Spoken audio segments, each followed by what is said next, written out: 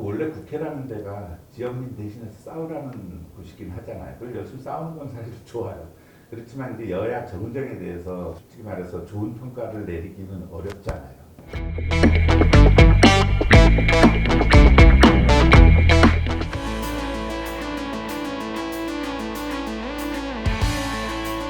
과거에는 정쟁을 하더라도 그 물밑에서는 뭔가 접점을 찾고자 하는 노력들이 상당히 강했어요.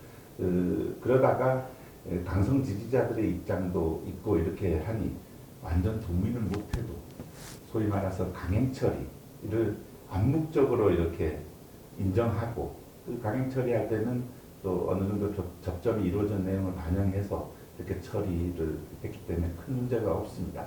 근데 요즘의 정쟁은 각자의 주장을 일방적으로 좀 상대방에게 강요하는 그런 측면들이 조금 더 강한 게 있다는 그런 느낌을 받아요. 각각 좀 인내를 좀 가지고 옛날처럼 좀 더 소통을 강화하고 또 물리적 접촉을 조금 더 했으면 하는 그런 바람도 가져봅니다. 의도했든 안 했든 지금은 그 양분화된 그 정치권의 영향을 받아서 우리 국민들도 상당히 좀 이렇게 양분화된 그런 느낌을 지울 수가 없거든요. 그렇다면 여야가 각자의 지지자들을 위해서 어떤 정책을 추진한다고 하면 상대방의 또 국민들, 그 지지자가 아닌 다른 쪽의 지지자들로부터는 신뢰를 잃어버리는 또 그럴 수도 있거든요. 조금 바라본다면 여야가 자기들의 주장을 이렇게 상대방들한테 이렇게 설득하기보다는 각각의 주장들이 다 나름대로 이유가 있으니까 상대방의 주장들을 자기네 지지자들한테 좀 더 설득하려는 그런 노력들을 조금 더 해보면 어떨까 하는 그런 바람은 있습니다.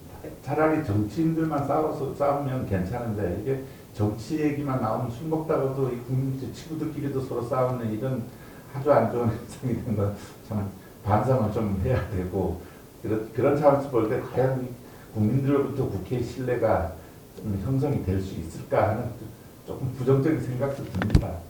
안타깝습니다.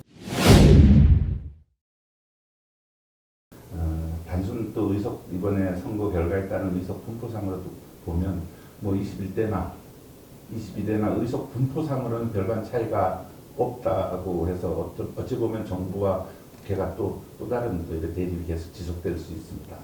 다만 한 가지 지난 2년에 정권 교체 이후 지난 2년의 여소야대하고는 다르게 지금의 22대 국회에 다가올 22대 국회의 상황은 여야가 서로 심판하겠다고 내세우고 그리고 그 싸움에서 야당이 이겼잖아요. 그런 점도 감안해서 그렇다면 단순 의석 분포 이상의 어떤 정치적 함의도 있을 수 있다고 생각이 됩니다. 하지만 우리 속담에 져주는 것이 이기는 것이다라는 그런 말이 있지 않습니까? 그 22대 국회에서는 여야가 조금 좀 더 여유를 가지고 상대방에게 져주는 문화가 조금씩 이렇게 정착이 됐으면 합니다. 그럴 때 사실은 실질적이고도 건전한 정부 견제가 이루어질 수 있는 거죠.